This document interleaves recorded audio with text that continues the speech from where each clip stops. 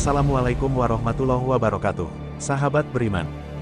Permusuhan Abu Jahal kepada Rasulullah Shallallahu Alaihi Wasallam mencapai puncaknya pada saat Perang Badar. Dia menjadi pengobar semangat perang kaum Quraisy. Akhirnya, dia terbunuh dalam perang ini. Sebelum berangkat ke Badar, terjadi friksi di tubuh pasukan Quraisy. Sebagian pihak melihat urgensi perang itu sudah tidak ada lagi karena tujuan mereka sebenarnya adalah mengamankan kafilah dagang Abu Sufyan yang saat itu sudah selamat sampai di Mekah. Namun, di pihak lain, Abu Jahal dan pemuka Quraisy yang lain berpendapat bahwa momen tersebut sangat tepat untuk memberi pelajaran kepada kaum muslim. Mereka tidak tahan lagi karena merasa dianggap remeh oleh kekuatan kaum muslim yang dulu lemah dan terusir dari mereka. Mereka merasa harga diri mereka telah diinjak-injak oleh Rasulullah Shallallahu Alaihi Wasallam dan para pengikutnya. Melihat perbedaan tersebut, Abu Jahal menggunakan lidahnya yang tajam untuk menyulut semangat juang dan mengobarkan semangat tempur kaum Quraisy. Bahkan, dia tak segan-segan mengucapkan kata-kata sinis kepada Umayyah ibnu Khalaf yang merupakan salah seorang tokoh Quraisy karena berada di pihak yang tidak ingin berangkat perang.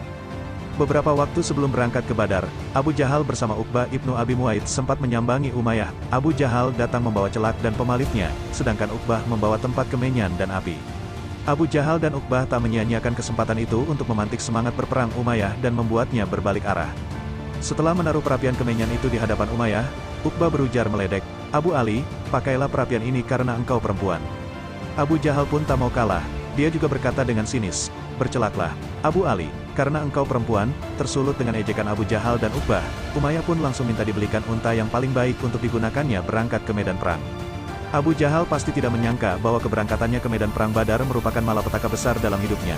Pasukan Quraisy menghadapi kekalahan dan dia tewas dalam perang itu. Sebagai seorang musuh yang terkenal dengan kebenciannya kepada Rasulullah Shallallahu Alaihi Wasallam, Abu Jahal menjadi incaran saat perang Badar. Abdurrahman ibnu Auf berkata betapa semangatnya para sahabat berjuang untuk memberi pelajaran kepada musuh Allah, terutama Abu Jahal, musuh Islam paling nyata. Abdurrahman ibnu Auf mengisahkan, suatu ketika, saat sedang berada di tengah-tengah pasukan perang Badar, aku melirik ke kanan dan kiri dan melihat dua orang remaja Ansar yang masih sangat belia. Aku berangan-angan, seandainya aku sekuat salah seorang di antara mereka. Salah seorang dari mereka kemudian memberi isyarat dan bertanya, "Paman, apakah paman kenal dengan Abu Jahal?" Lalu Abdurrahman ibnu Auf menjawab, "Ya, apa urusan kalian berdua dengannya?" Kemudian, salah seorang di antara mereka berkata, "Aku dengar dia mencaci maki Rasulullah Shallallahu Alaihi Wasallam. Demi zat yang menggenggam jiwa, jika melihatnya, aku tak akan berpisah satu sama lain sampai salah satu dari kami tewas lebih cepat daripada yang lain." Abdurrahman ibnu Auf mengaku kaget mendengar kata-kata remaja itu. Temannya pun memberi isyarat dan mengatakan hal yang sama. Tak berapa lama, Abu Jahal terlihat oleh Abdurrahman ibnu Auf sedang berputar-putar di tengah kerumunan. Kemudian, ia berkata kepada kedua remaja itu, "Kalian lihat, itulah orang yang kalian tanyakan tadi." Dalam perang Badar, Abu Jahal baru terjun ke medan perang saat perang telah berkecamuk dan kedua pasukan sudah sama-sama menyerbu. Namun, kedua remaja yang dikisahkan Abdurrahman tersebut berhasil membunuh Abu Jahal. Usai melaksanakan tugas mulia itu, mereka melapor kepada Rasulullah Shallallahu Alaihi Wasallam. "Siapa dari kalian berdua yang membunuhnya?" tanya Rasulullah Shallallahu Alaihi Wasallam. "Saya," masing-masing mengaku sebagai pembunuh Abu Jahal. "Apakah kalian sudah menghapus sisa darahnya dari pedang kalian?" tanya Rasulullah Shallallahu Alaihi Wasallam. "Belum," jawab mereka. Setelah melihat kedua pedang mereka, Rasulullah Shallallahu Alaihi Wasallam bersabda, "Ya, kalian berdualah yang telah membunuhnya."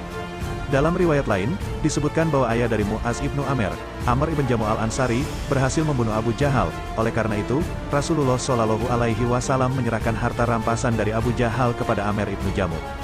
Sebagai akibat dari permusuhannya kepada Rasulullah Shallallahu Alaihi Wasallam, Abu Jahal mendapat azab yang setimpal dari Allah. Salah satu bentuk azab tersebut adalah kepalanya dipukuli oleh malaikat hingga dia terperosok ke dalam tanah. Penderitaannya itu dialaminya terus-menerus hingga hari kiamat tiba. Biang kebodohan, nama Abu Jahal sejatinya adalah Amr ibnu Hisham, namun oleh umat Islam ia berjuluk Abu Jahal yang bermakna biang kebodohan. Ia merupakan salah satu tokoh Quraisy yang sangat memusuhi Rasulullah Shallallahu Alaihi Wasallam. Si kafir ini mengagumi Al-Quran. Seringkali, secara diam-diam ia mencuri dengar Rasulullah Shallallahu Alaihi Wasallam membaca kitab suci tersebut.